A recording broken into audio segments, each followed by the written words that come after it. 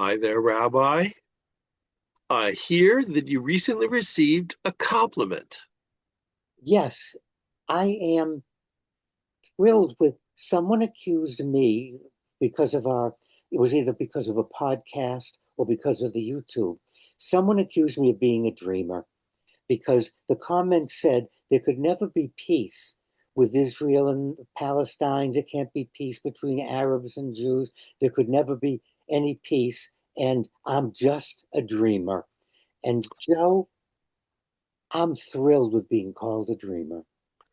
I'm sure that John Lennon would be thrilled with you being called a dreamer too. His song is always one that's quoted as a hopeful one for the future, especially in times of conflict like these. I don't think we hear it often enough. You may say that I'm a dreamer, but I'm not the only one. I hope someday you'll join us and the world will be as one. I'm watching the news and I'm reading all kinds of articles.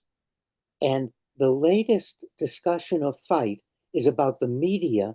The my colleagues in the Jewish press is saying there's no starvation, it's fine, food's being distributed, and that the Hamas is taking pictures and they're winning the media war. And then I read articles the other side, why aren't we winning the media war? And it's very frustrating, Joe, because I hear less and less about the reality I see. I mean, I see stuff on CNN, I see things on MSNBC, I see things on Fox. They have reporters on the ground and their pictures. There is a problem with food distribution.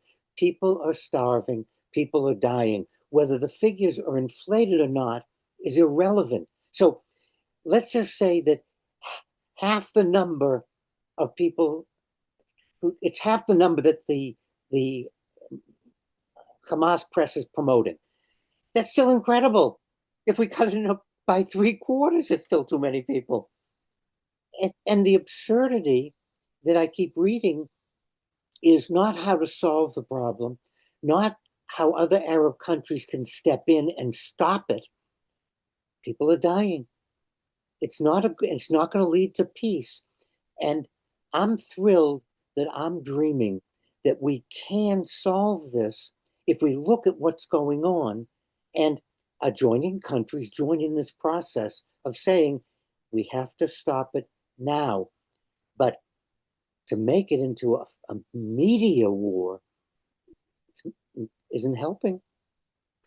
Well, doesn't it boil down to the fact that if there was an obvious solution, we could all point to it and say, there's the obvious solution. But then the solutions that are proposed are not obvious. There's always somebody who has an argument against any peaceful resolution to this. Whether it's a good reason or a bad reason doesn't matter so much as there's too much argument left on the table, too much to be debated in order to implement a peaceful solution. So, isn't it left to the dreamers? Isn't it the only thing that we can hang on to, hope, until something presents itself? There's always going to be people, Joe, on both sides that say it's not extreme enough. The only way is to annihilate and to get rid of. That's the only solution. So I'm asking all the countries involved to put those solutions aside and look at each other and say, what can we do that'll be reasonable, that'll work, that'll be helpful? And I see more and more division here in the United States. And I have to bring up Munich and Neville Chamberlain. I see shades of Neville Chamberlain giving territory to Hitler and saying, "Oh, once we give him this, he's not going to invade. He's not going to do anything. We'll all be safe."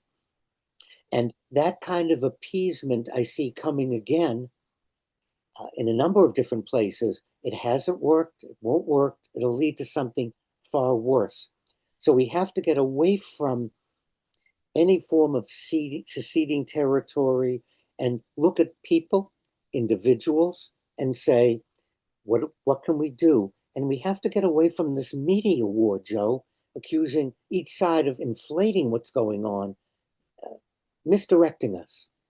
So you're not suggesting that one side or the other is capitulating in any way, and you're not suggesting that Gaza give in to Israel or the other way around. You're just saying that the aggression and any kind of appeasement or aggression is not going to work. What needs to happen is negotiation and communication. And that's what we've been saying all along. And I believe it has to come from the Arab neighbors, from the countries, because it will be in everyone's best interest before things get far worse. And they certainly could get worse, Joe. Okay. Thank you, Rabbi. As always, I remain hopeful and I will continue to dream for peace. And I know you will too. And I consider that comment to be the best thing someone could say about me because I'm a dreamer.